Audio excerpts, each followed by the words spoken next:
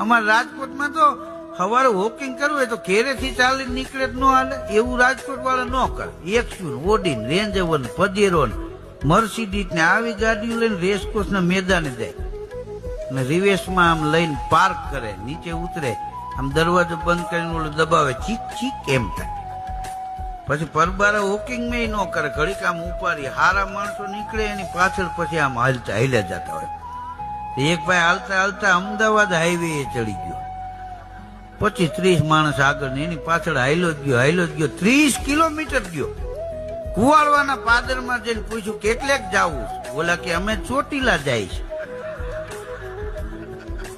તો કે હાથમાં ધજા રાખવી જોઈએ, કાં બોર્ડ રાખવું જોઈએ, આમ સવારમાં કોઈ નિર્દોષ ને તોડાવી ન નખાય, તમારું ક્યાંય સારું નહીં થાય.